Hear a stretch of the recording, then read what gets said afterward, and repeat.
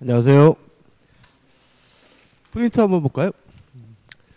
1번 건물에 대한 전세권이 법정 갱신된 경우 그 존속기간은 2년으로 본다. X죠. 존속기간은 약정이 없는 것으로 바뀝니다. 2번 전 전세권자는 원 전세권이 소멸하지 않는 경우에도 전 전세권의 목적 부동산에 대해 경매를 신청할 수 있다. X입니다. 왜냐하면 전 전세권자가 전세금을 못 받았다는 이유로 경매를 하게 되면 원 전세권 설정자의 집이 경매가 되는 거거든요. 따라서 원 전세권도 소멸됐는데 원 전세금도 반환받지 못하고 있어야 경매를 신청하는 것이 가능합니다. 3번 건축자재를 매도한 자는 그 자재를 건축된 건물에 대해 자신의 대금 채권을 담보하기 위해 유치권을 행사할 수 없다 옵니다. 자, 왜냐하면 이 대금 채권은 매매 대금 채권이죠. 그러니까 우리가 건물을 신축한 공사 대금이 채권이 아니라 건축 자재를 매도한 매매 대금 채권이고 매매 대금 채권에 대해서는 유치권이 성립될 수가 없기 때문에 3번은 맞는 질문이죠. 4번 유치권자가 유치물인 주택에 거주하며 이를 사용하는 경우 특별한 사정이 없는 한 채무자는 유치권의 소멸을 청구할 수 없다 옵니다.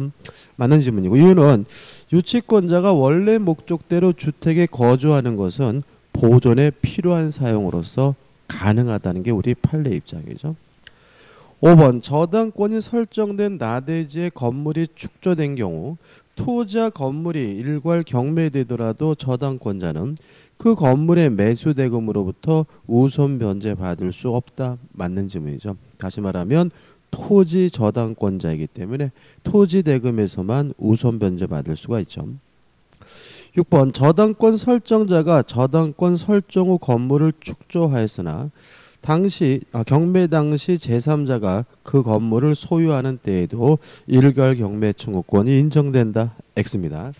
일괄 경매 청구권이 인정되려면요 반드시 저당권 설정자가 소유하고 있어야 돼요. 그래서 경매될 당시 제3자 건물을 소유하고 있다는 말은 저당권 설정자가 건물의 소유자가 아니라는 얘기고요. 이때는 일괄 경매가 인정되지 않는다는 거 꼭 주의하셔야 됩니다. 7번 원본의 반환이 2년간 지체된 경우 채무자는 원본 및 지연배상금의 전부를 변제하여야 저당권 등기의 말소를 청구할 수 있다. 오, 맞는 질문입니다. 물론 물상보증인이나 제3취득자는 담보되는 범위 내에서만 갚으면 되니까 지연배상금은 1년분만 갚으면 되거든요. 근데 채무자는 실제 채무액 전액을 다 갚아야 되기 때문에 지연배상금도 1년분이 아니라 전부를 변제해야 말소를 청구할 수 있다는 거 조심하셔야 됩니다. 8번 저당권 설정자에게 대여한 물건이 인도된 후에 저당권자가 그 물건을 압류한 경우 물상대위권 행사할 수 있다. X죠. 인도 또는 지급 전까지 압류를 해야죠. 따라서 인도된 후에 압류하는 것은 의미가 없기 때문에 물상대위권 인정되지 않고요. 8번은 X가 됩니다. 9번 저당권이 설정된 토지가 공익사업을 위한 토지 등의 취득 및 보상에 관한 법률에 따라 협의 취득됐어요. 이 협의 취득된 것은 수용이 아니에요. 이거는 매매입니다. 다시 말하면 협의 취득된 것은 기업자와 개인 간의 협의, 매매를 통해서 이루어진 것이기 때문에 이 협의 취득된 금액은 보상금은 수용 보상금이 아니라 매매대금이고요. 매매대금에 대해서는 물상대위권 인정되지 않기 때문에 저당권자는 그 보상금에 대하여 물상대위권 행사할 수 있다. X가 되는 거죠. 10번 갑은 X 건물의 1번 저당권을 취득하였고 이어서 을이 전세권을 취득하였다. 그 병이 2번 저당권을 취득하였고 경매 신청 전에 X 건물의 소유자 부탁으로 비르가세는 X 건물의 지붕을 수리한 정이 현재 유치권을 행사하고 있다. 병의 경매 신청으로 무가 X 건물을 매수하면 정의 유치권을 제외한 모든 권리는 소멸한다. 맞는 질문이죠. 일단 경매가 되면 유치권은 소멸되지 않고요. 첫째, 모든 저당권은 무조건 소멸되니까 갑의 1번 저당권도 소멸되고 그 다음에 병의 2번 저당권도 소멸되고요. 또 전세권과 같은 용의권의 소멸 여부는 최우선 순위 저당권과 비교하니까 을의 이 전세권도 무조건 뭐가 돼야 돼요? 소멸돼야죠. 따라서 유치권만 남기 때문에 10번은 맞는 질문이죠. 11번 승낙은 청약자에 대하여 하여하고 불특정 다수인에 대한 승낙은 허용되지 않는다. 오, 맞죠. 청약의 상대방은 불특정 다수라도 상관이 없지만 승낙의 상대방은 특정된 청약자이어야 합니다. 12번 불특정 다수인을 상대로 하는 청약의 의사표시는 그 효력이 없다. X죠. 청약의 상대방은 불특정 다수라도 상관이 없습니다. 13번 갑이 대금을 확정하지 않고 그의 주택 을에게 팔겠다는 의사를 표시하였는데 을이 곧 갑에게 1억 원에 사겠다는 의사를 표시했어요. 그러면 갑이 처음에 한 것은 청약이 아니라 청약의 유인이고요. 을이 1억에 사겠다는 것이 뭐죠? 청약입니다. 따라서 현재 갑과 을 간에는 청약만 있는 상태이기 때문에 매매계약이 아직 성립되지 않았거든요. 따라서 갑을 사이에 그 주택에 대한 매매계약이 성립한다. X가 되는 거죠. 사례죠. 토지를 을에게 매도하였으나 소유권 이전 등기 의무의 이행기가 도래하기 전에 그 토지에 대한 병의 강제 수용으로 보상금을 받게 되었다. 그러면 후발적 불능이고 수용당하는 것이니까 채무자 채권자 모두에게 고의과실이 없죠. 따라서 이것은 위험 부담 문제고 채무자 매도인이 위험을 부담하는 사례입니다. 따라서 14번 만일 을이 갑에게 계약금을 지급하였다면 을은 그 배액의 반환을 청구할 수 있다. X예요. 자, 왜냐하면 위험 부담이잖아요. 쌍방 모두 이행할 필요가 없으니까 이행한 것이 있다면 뭐 할 수 있죠? 돌려받을 수 있어요. 따라서 계약금은 계약금만 돌려받는 것이지 배액을 돌려받는 것은 아니기 때문에 14번은 뭐가 되죠? X가 되고요. 15번 갑의 을에 대한 소유권 이전 의무는 소멸한다. 맞죠? 왜냐하면 쌍방 모두 이행할 필요가 없는 것이니까요.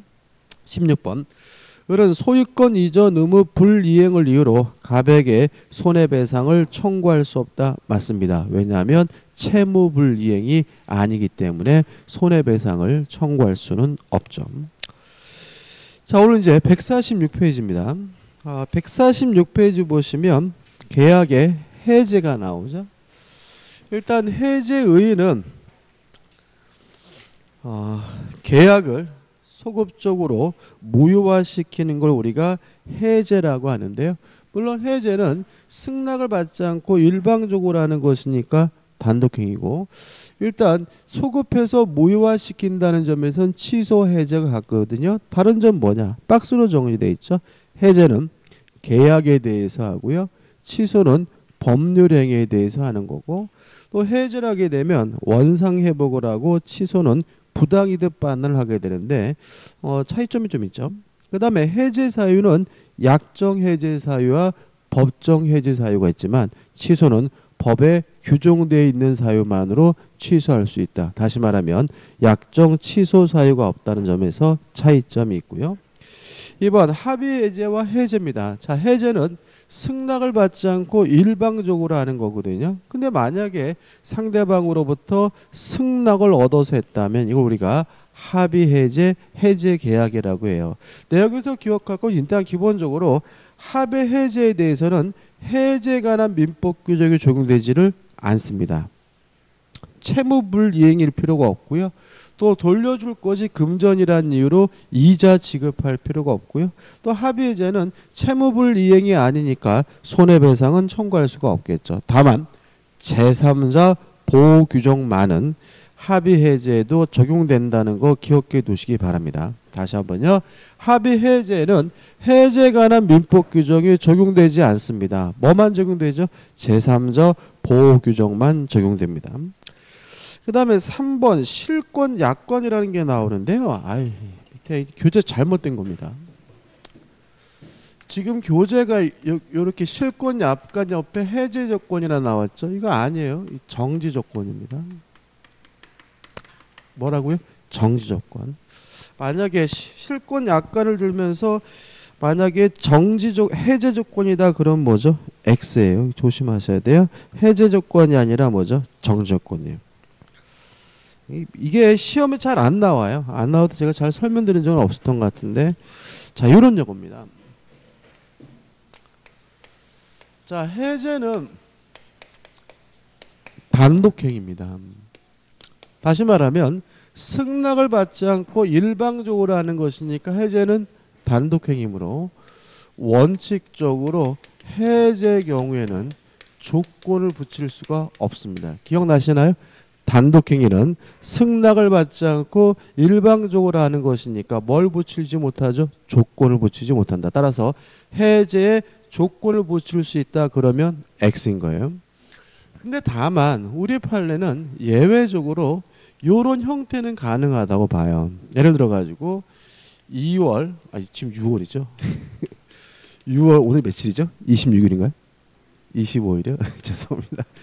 6월 25일까지 이행하지 않으면 계약을 해제된 것으로 하겠다라는 것은 요거는 가능하고도 유효한데 요거를 뭐라 그러냐면 실권 약관이란 말을 씁니다. 일단 왜 이것이 가능하고 유효하냐면요. 왜 해제는 단독행위 원칙적으로 조건을 붙일 수 없냐면은 승낙을 받지 않고 일방적으로 하는 거기 때문에 단독행위에 조건을 붙이면 상대방의 법적주의가 불안정해지거든요. 근데 이행하지 않는다는 것은 조건이긴 하지만 오로지 누가 결정할 문제예요? 상대방이 결정할 문제죠. 따라서 이러한 이행할 것인지 안 할 것인지는 오로지 상대방이 결정한 문제이기 때문에 이러한 조건은 상대방의 법적주의를 불안정하게 만들지 않기 때문에 가능하고도 뭐한 거예요? 유효한 거예요. 이걸 뭐라 한다고요? 실권 약관이라고 해요. 근데 문제는 이게 항상 문제가 되는 것이 해제 조건이 아니라 정지 조건이라는 것에 맹점이 있습니다. 자, 왜 그러냐면 자, 해제 조건이 뭐예요? 조건이 성취가 되면 효과가 없어지는 게 해제 조건이잖아요. 해제되는 게 해제 조건이 아닙니다. 근데 이거는 이행하지 않는다는 조건이 성취가 되면 뭐가 됩니까? 해제가 돼요. 그래서 우리 판례는 이거는 해제 효과가 생기는 거기 때문에 해제 조건이 아니라 뭐로 이해합니까? 정지 조건으로 이해하는 게 우리 판례 입장이에요. 다시 말하면 해제되는 것이 해제 조건이다. X인 거예요. 조건이 성취가 되면 효과가 없어지는 게 뭐예요? 해제 조건이고요. 효과가 생기는 것이 정지 조건이니까 해제가 된다는 말은 해제 효과가 생기는 것이기 때문에 해제되는 것은 해제 조건이 아니라 뭐로 이해합니까? 정지 조건으로 이해하는 것이 우리 판례 입장이라는 거 꼭 기억해 두세요. 잘 나오진 않지만 이렇게 교재에 따라 이렇게 엉뚱하게 해제 조건으로 적어놓는 교재들이 많기 때문에 나올 수도 있긴 해요.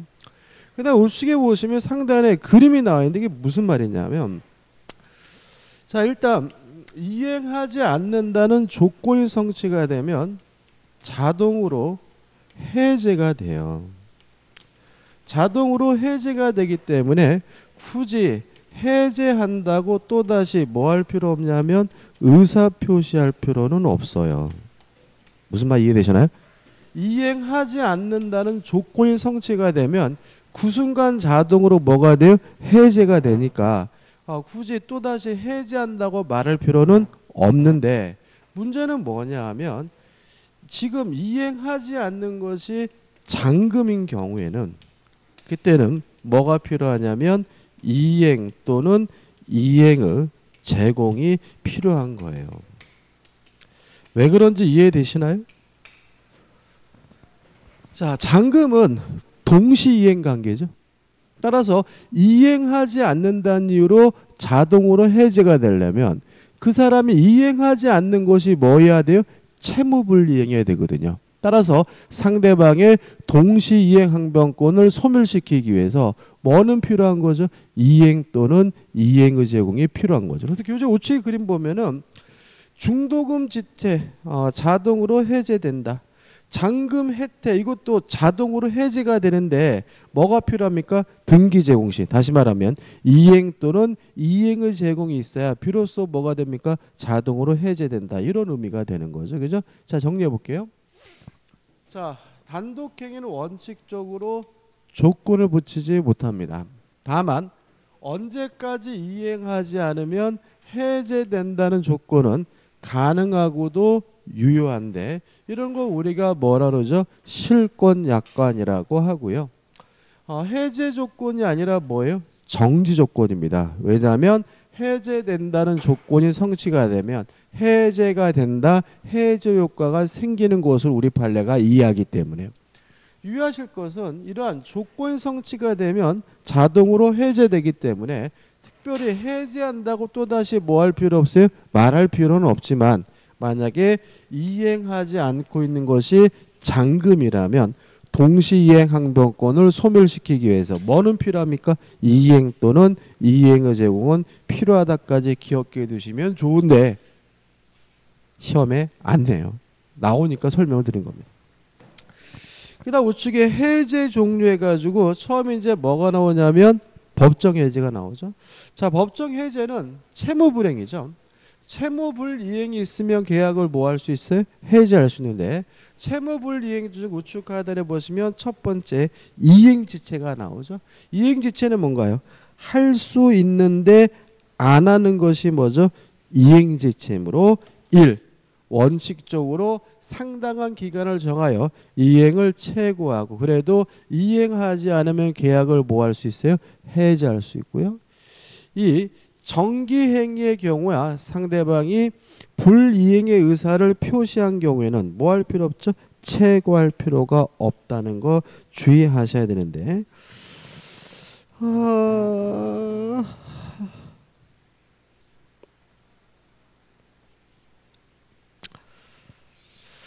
교재 좀 또 읽어봐야겠네. 밑에서부터 6번째 줄 읽어볼게요. 이 일정한 기한 내에 이행하지 않으면 그 목적을 달성할 수 없는 정기행위의 이행지체 시에는 즉시란 말 지워버리셔야 돼요.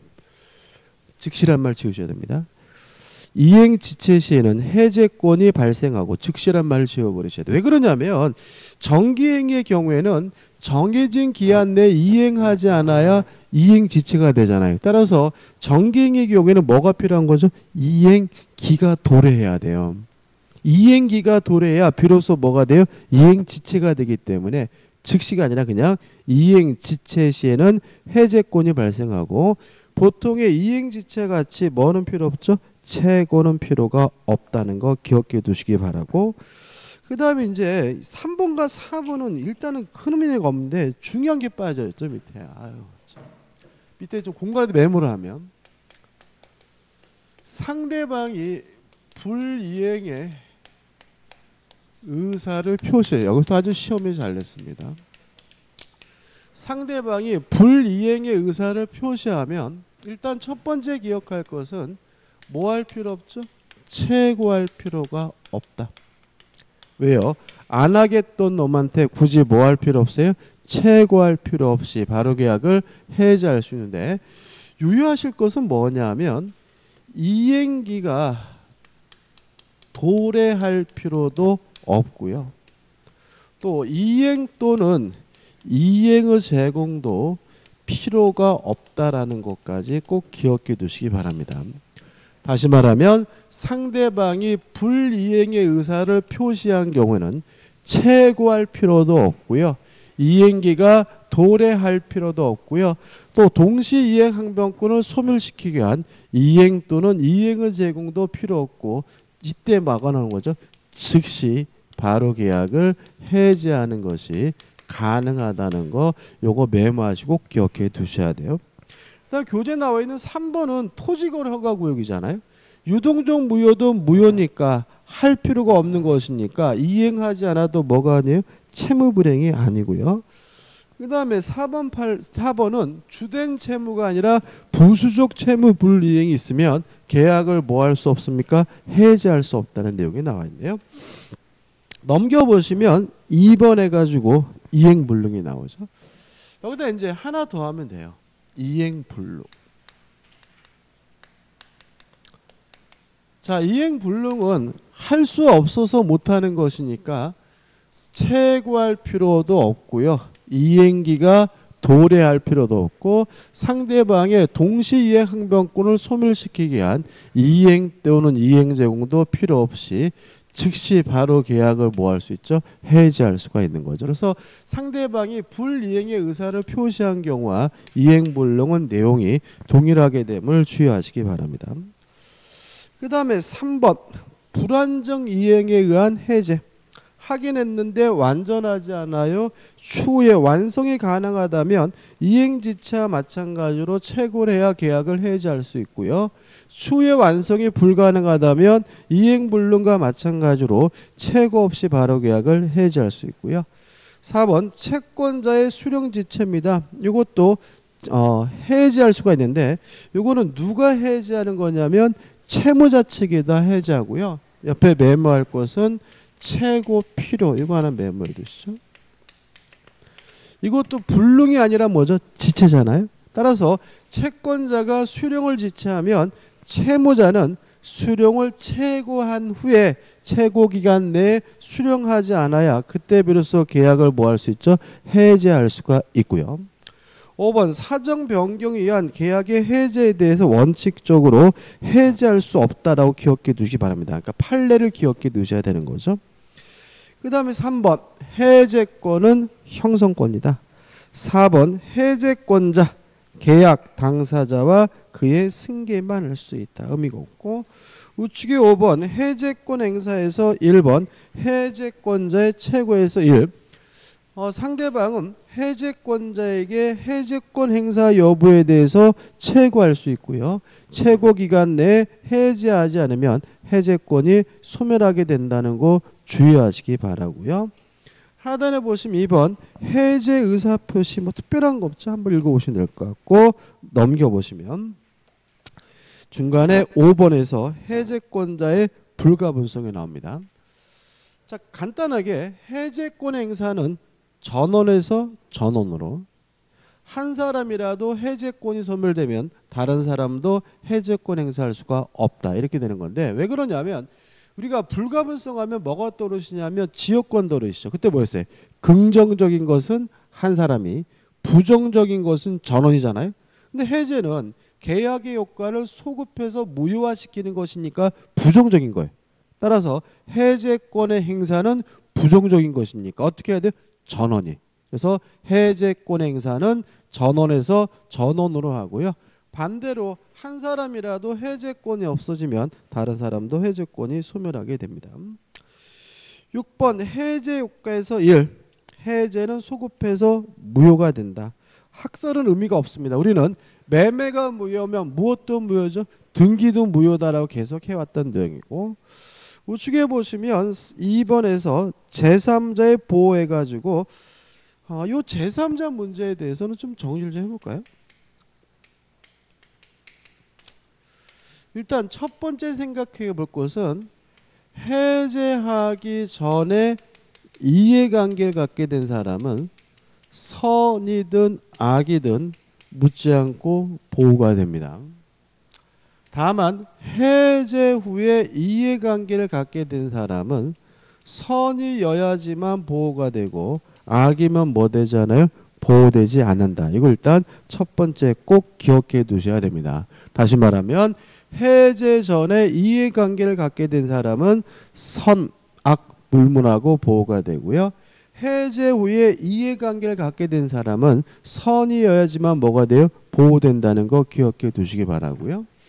그 다음 몇 가지 뭐 특별한 건 없는데 첫째, 완전한 권리를 취득해야 그 사람은 뭐죠?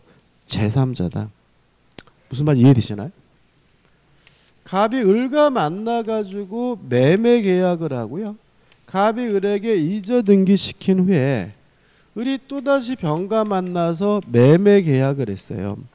이 상태에서 갑이 을과의 매매 계약을 해제했는데 병이 자기 앞으로 아직 뭘 안 하고 있냐면 등기를 안 하고 있어요. 그럼 이 사람은 뭐가 아니에요? 제3자가 아니다. 왜요? 등기를 안 했다면 뭘 취득하지 못했죠? 소유권을 취득하지 못했죠. 따라서 소유권이든 저당권이든 뭐이든 권리 자체는 완전한 권리를 취득해야 제3자로서 뭐 받을 수 있어요? 보호받을 수가 있고요. 그 다음에 두 번째로 채권 자체의 승계인은 제3자가 아니다. 는 제3자가 아니다. 자, 왜 그러냐면 자, 갑이 을에게 매매 계약을 하고 을이 갑에게 이전 등기해 달라고 요구할 수 있는 뭐가 있냐면 채권이 있는 상태예요. 이런 채권을 만약에 병에게 양도를 했다면 이때 병은 뭐가 아닌 거예요? 제3자가 아니에요. 왜 그러냐면 채권이 양도가 되면 채권자적 지위가 넘어가죠. 다시 말하면 원래 매수인이 누구였어요? 을이었는데 채권을 양수한 사람이 뭐가 돼요? 매수인이 되잖아요. 그럼 이 사람은 당사자지 뭐일 수 없는 거죠? 제3자일 수가 없는 거죠. 따라서 채권 자체가 승계됐다는 말은 당사적 지위가 뭐가 된 거예요? 승계된 것이니까 뭐일 수 없어요? 제3자일 수가 없다라는 거 주의하시면 됩니다. 그 다음에 3번 원상 회복해가지고 선악불문하고 돌려주는데 조심할 것은 넘겨보시면 위에서부터 네 번째 줄에서 4 원상 회복해야 될 것이 금전이면 반드시 뭘 붙이죠? 이자를 붙인다. 4번 손해배상은 별도로 또다시 뭐 할 수 있어요? 청구할 수가 있는데요. 요 손해배상이 있을 때 새롭게 손해배상을 새롭게 청구할 수 있는 이 손해배상 원칙적으로 이행이익배상이라는 거 주의하시기 바라고요. 그 다음에 양가로 5번은 여기서 볼 것은 아닐 것 같은데요. 5, 6번 한번 보실 때 큰 의미는 없습니다. 그 다음에 7번 해제권의 소멸에서 일반적 소멸사유 특수한 소멸 원인인데 한번 쭉 보시면 돼요. 그 다음 우측에 8번 계약의 해지가 나오죠. 1번 임대차와 같은 계속적 계약을 장래향하여 소멸시키는 일방적 의사표시를 해지라고 하고요. 개념하고 여기서 뭘 기억하시면 되냐면 4번 해지한 후에 별도로 손해배상을 청구할 수가 있다. 그 다음에 밑에 판례는 의미 없습니다. 가입표죠. 왜 이걸 넣어놨는지 모르겠네. 끝입니다. 그 다음 넘겨보시면 154페이지의 계약각칙 매매입니다. 1번 매매 성질에서 양걸 1번 제가 읽어볼게요. 매매는 매도인이 재산권을 첫 번째 주의하실 점은 매매 객체는 물건이 아니라 뭐죠? 재산권이다. 따라서 뭐 소유권도 매매 대상이지만 지상권도 전세권도 채권도 매매 객체가 되고요. 매수인에게 이전할 것을 약정하고 낙선 계약입니다. 따라서 실제로 이전해야 성립하는 것이 아니라 이전하기로 약정만 하면 성립하고요. 매수인이 그 대금을 재산권의 대가로서 반드시 대금 금전을 지급해야 됩니다. 만약에 또 다른 재산권을 지급하기로 하면 그것은 매매가 아니라 교환이기 때문에 그런 거죠. 나머지 좀 보시고 2번 매매 예약해서 1번 매매 일방 예약 나와 있는데 자 예약을 하게 되면 원칙적으로 일방 예약입니다. 따라서 일방적으로 본계약을 형성시킬 수 있는 예약 완결권이 한쪽 당사자에게만 생기는 것이 원칙이고요.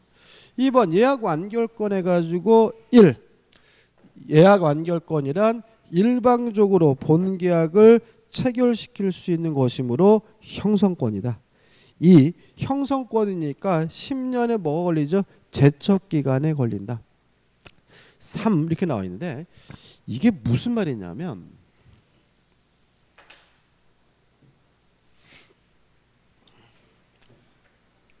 소멸시효는요 기간이 연장돼요. 동의하시나요? 예를 들어 가지고 소멸시효가 정지가 되면 소멸시효가 뭐 되지 않아요? 완성되지 않죠. 또 소멸시효가 중단되면 새롭게 다시 시작하죠. 또 우리가 알고 있다시피 매수인의 등기 청구권은 채권자 청구권이지만 점유를 계속하고 있으면 소멸시효가 뭐 되지않아요? 시작도 안 되죠. 다시 말하면 소멸시효는 여러 가지 원인에 의해서 기간이 막 쭉쭉쭉 뭐 하게 돼요? 늘어나게 돼요.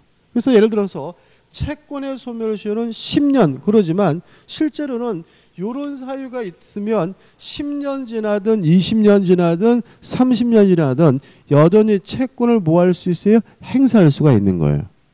근데 이에 반해서 형성권의 행사 기간인 제척 기간은 이런 거 없어요. 이런 거.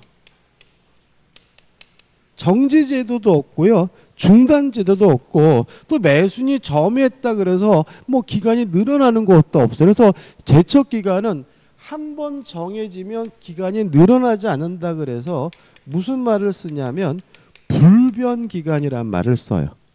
그럼 교재 한번 읽어볼게요. 밑에도 네 번째 줄. 3. 부동산에 관한 매매 예약이 체결된 경우 예약 권리자가 목적물을 인도받은 경우에는 제척 기간의 경과로 예약 완결권을 소멸한다. 이게 무슨 말이에요? 원래 이것이 제척 기간이 아니라 뭐라면요? 소멸시효라면 매수인 인도받아서 점유를 계속하고 있으면 소멸시효가 뭐 되잖아요? 진행되지 않으니까 소멸하지 않겠죠? 근데 예약 완결권은 형성권이기 때문에 제척 기간이 있기 때문에 점유하고 있더라도 뭐죠? 그 기간이 지나면 뭐죠? 없어지는 거다. 왜냐하면 제척 기간은 소멸시효와 달리 기간이 늘어나는 것이 없다. 뭐이기 때문에 불변 기간이기 때문에 그런 거니까 좀 생각해 보시기 바랍니다. 그 다음에 우측에 보시면 메뉴 5 상대방은 예약 완결권 행사 여부에 대해서 최고할 수 있고요. 최고 기간 내에 확답을 하면 예약의 효과가 없어지게 된다.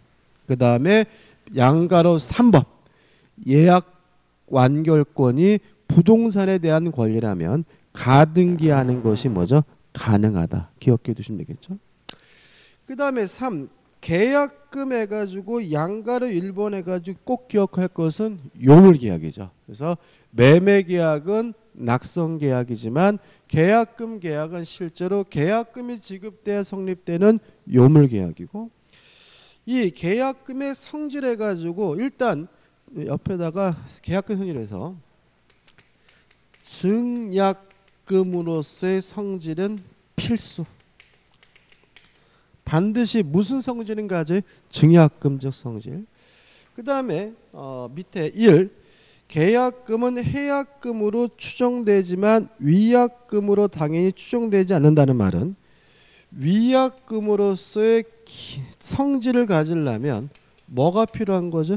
특약이 필요하다. 따라서 계약금은 별말 없이 수소가 되면 증약금적 성질과 해약금적 성질 두 가지 성질을 갖고요. 그 다음에 위약금을 하라는 특약이 있어야 비로소 위약금적 성질을 갖게 됨을 주의하시기 바라고요. 그 다음에 양가를 3번 해가지고 해약금에 의한 해제권 행사에서 내용이 나오죠. 좀 정리를 해볼게요. 일단 기본적으로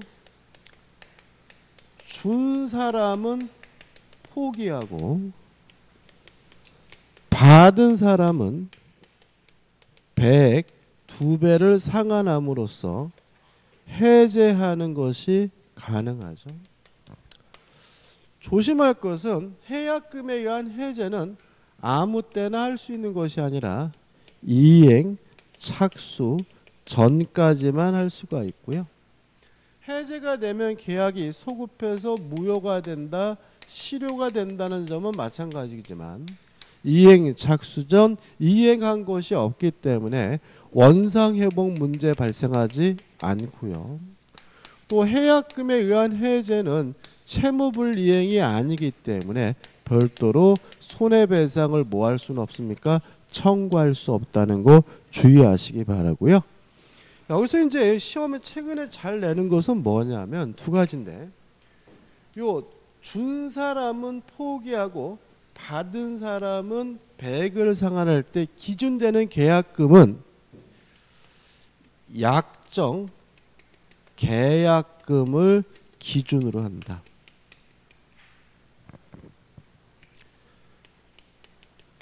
다시 말하면 실제 지급된 계약금을 기준으로 하는 것이 아니라는 거 꼭 기억해 두시기 바랍니다. 자, 예를 들어서 계약금을 약정하기를 5천만 원 줬어요. 5천만 원 주기로 했어요. 근데 실제로 지급한 계약금은 3천만 원이에요. 그러면 여기서 포기하고 배액 상환할 때 기준되는 금액은 3천이 아니라 뭘 기준해요? 5천으로 기준한다는 거죠. 따라서 준 사람은 3천만 원만 포기하고 계약을 해지할 수 없고요. 2천만 원을 추가로 줘야 계약금을 요로 계약을 해지할 수 있고, 또 받은 사람은 6천만 원을 돌려주고 계약금을 요로 계약을 해지할 수 있는 것이 아니라 여기서는 8천만 원을 돌려주고 계약금을 요로 계약을 해지할 수 있다는 것이 판례 입장이라는 거 주의하시기 바랍니다. 그 다음에 또 하나 주의하실 것은 이행 착수 전에 대해서 우리 판례는 중도금 지급이거든요. 따라서 중도금을 지급받기 전까지 해약금을 이유로 계약을 해지할 수가 있는데 두 가지를 조심하셔야 됩니다. 첫째, 이행기가 도래할 필요가 없다. 두 번째, 일부를 지급하는 것만으로도 해약금에 의한 해제를 못하게 저지할 수가 있다.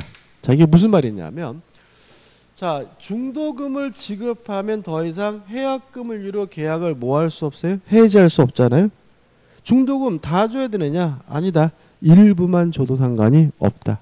또 중도금 지급하기로 날까지 기다려야 되느냐? 그럴 필요가 없다. 미리 줘도 상관이 없다는 것이 우리 판례 입장이라는 거 꼭 기억해 두시기 바랍니다. 좀 최근에 까다롭게 되는 편이 있어요. 그 다음에 넘겨보시면 4. 계약비용 부담, 반씩 부담한다. 그 다음 매도인의 의무에서 재산권을 이전해 줄 의무가 있으니까 부동산이면 이전 등기를 해주고 2. 완전은 물건을 넘겨줘야 되고 3. 종물도 함께 넘겨줘야 되는 것이 원칙이고요. 우측 2번 매매계약은 쌍무계약이니까 쌍방의 의무는 물론 동시 이행관계고요. 3. 과실과 예자가 참 시험에 잘 나오는데 일단 인도받기 전에 과실은 매도인이 갖습니다. 그 대신 이자를 못 받아요. 인도 후에 과실은 누가 받죠? 매수인이 갖습니다. 그 대신 대금의 이자는 지급해야 되고요. 다만 인도받기 전에도 매수인이 대금 지급을 완납하면 그 후에 과실은 매수인이 수취합니다. 다시 말하면 매수인이 과실을 수취하려면 둘 중에 하나를 하면 돼요. 인도를 받든지 아니면 대금 지급을 완납하든지 둘 중에 하나를 해야 되죠. 그 다음에 6. 매수인의 의무에서 매매 대금을 지급해야 되는데 1. 대금 지급 시기 동일한 기한이 있는 것으로 추정하고요. 이 대금 지급 장소는 원칙적으로 매도인의 주소지지만 넘겨보시면 다만 예외적으로 인도와 동시에 대금을 지급하기로 한 경우에는 인도 장소가 되고요.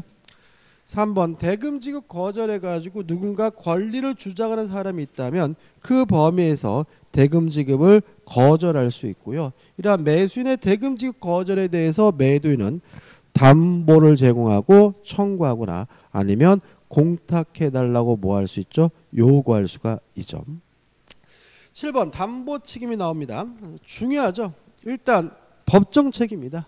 그 다음 2번 무과실 책임이다. 따라서 매도인에게 아무런 고의 과실이 없더라도 뭘 져야 돼요? 책임을 져야 된다. 그 다음에 4번 원시적 불능이 기인한 것들이 많다. 이렇게 4번처럼 뜬구름 잡는 얘기 기억하시면 안 되죠. 이런 거 문제 풀 때 좋으면 안 됩니다. 좀 이따 볼 거고. 그 다음에 이제 8 해가지고 내용이 나오거든요. 요거는 어떻게 기억하셔야 돼, 공부하셔야 되냐면 교재가 아주 잘 정리되어 있는 편입니다. 근데 이렇게 평면적으로 공부하시면 문제 풀 때 도움이 안 돼요. 그래서 필요한 것을 정리하시고 교재는 뭐죠? 꼼꼼히 읽어보면서 뭐 하는 거예요?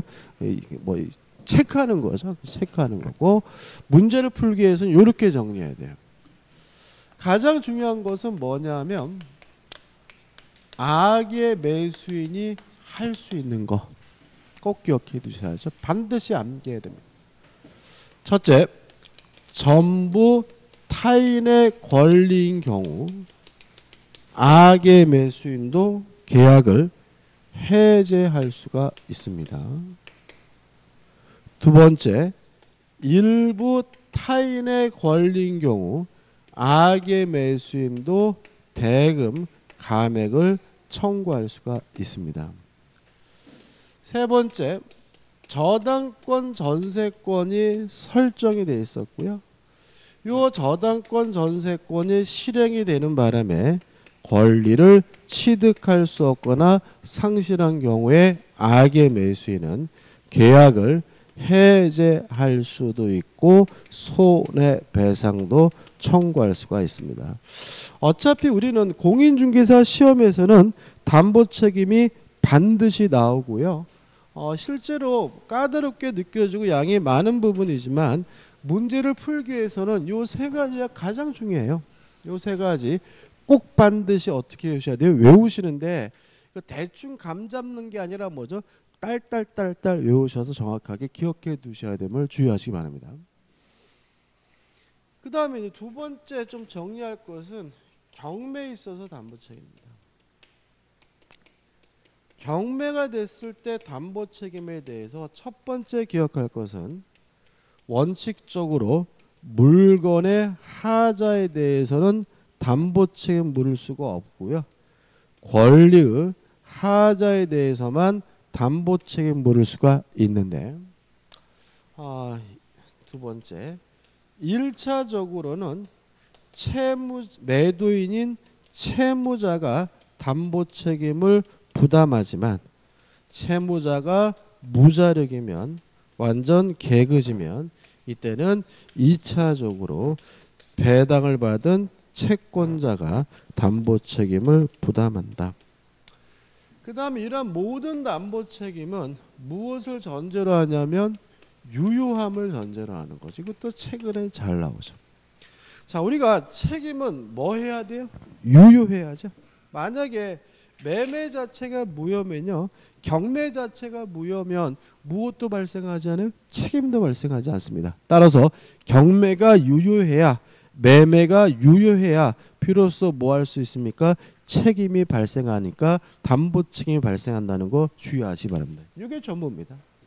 그래서 잠깐 좀 검토해야 될 것은 뭐가 있냐면은 페이지 160페이지죠. 160페이지. 160페이지 하단에 보시면 11번 용익적 권리의 제한으로 인한 담보책임이잖아요. 한번 읽어볼까요? 요건이요. 매매 목적물이 지상권, 지역권, 전세권, 질권 유치권? 질권 유치권이 용익적 권리인가요? 아니잖아요. 그럼 이거는 뭐예요? 실제로는 용익적 권리한 제한보다는 이거의 공통점은 뭐냐 하면 매수인이 사용할 수 없고 수익할 수 없게 된 경우인 거예요. 그러니까 매수인이 뭐예요? 사용 수익을 못하게 된 경우를 말합니다. 다시 말하면 땅을 샀는데 그 땅에 뭐가 있어요? 지상권이 있어요. 그러면 그 땅 못 쓰죠? 아파트를 샀는데 그 아파트에 뭐가 있어요? 유치권자가 있어요. 그러면 그 아파트 못 사죠? 대항력 있는 임차권이 있으면 매수인이 그 아파트 못 살잖아요. 그래서 이거는 용익적 권리의 제한이 아니라 매수인이 뭐하지 못하게 된 경우에 사용, 수익하지 못하게 된 경우에. 계속 볼까요? 그 다음에 목적물을 위하여 있어야 할 지역권이 존재하지 않대요. 그러니까 있어야 할 지역권이 없다는 말은 그 땅을 뭐하지 못한다는 거예요? 사용, 수익하지 못하게 된 경우죠. 이해되시죠? 그래서 이거는 용익적 권리에 의한 제한, 이러면 완전히 삼천포가 되고요. 매수인이 사용하지 못하게 됐고 수익하지 못하게 된 경우고요. 내용은 어떻게 했습니까? 악의 매수인에게는 아무것도 인정되지 않고 선의 매수인만 계약을 해지하거나 손해배상을 청구할 수가 있다. 이게 내용이돼요. 그 다음 우측의 내용은 그냥 간단하게 이렇게만 기억하시면 되는 거. 복잡하게 기억하지 마시고 그 다음에 넘겨보시면 물건의 하자가 나오죠. 이거는 뭐만 잊지 않으시면 돼요. 매수인이 선이고 무과실해야 된다. 뭐 종류물 어쩌고 이게 중요하지 않습니다. 그 다음에 하단에 경매에서 담보 책임 요거죠. 꼭 잊지 마시기 바라고. 그 다음에 163페이지 오시면 담보 책임은 동시인관계다. 그 다음에 16에서 뭐가 나오냐면 환매가 나오는데 요 환매에서 우리가 잊지 말 것은 뭐냐면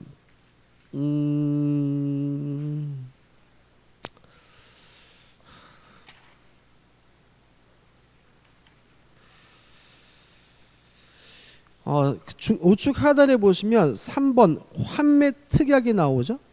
그 밑에서부터 네 번째 줄 보시면 부동산 매매에 있어서 환매 특약이죠. 메모 좀 하자고요. 지금 163페이지 밑에서부터 네 번째 줄입니다. 부동산 매매에 있어서 환매 특약. 특약을 동글뱅이 쳐가지고 위로 올려서 동시 이거 메모하시고 그 다음에 환매권 보류를 등기도 동글뱅이 쳐서 뭐죠? 동시. 이게 중요하죠. 그죠?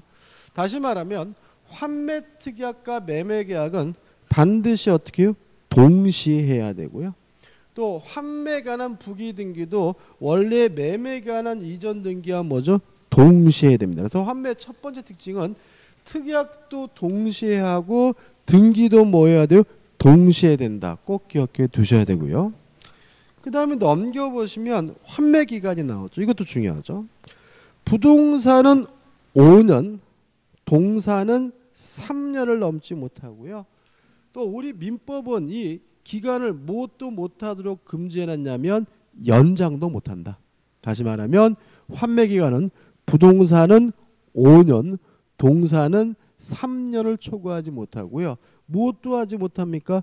연장도 하지 못한다는 거 꼭 기억해 두시고 그 다음 밑에 환매의 실행, 환매 효과 밑에 있는 판례까지는 가입표입니다. 아예 읽어볼 필요가 없는 내용입니다.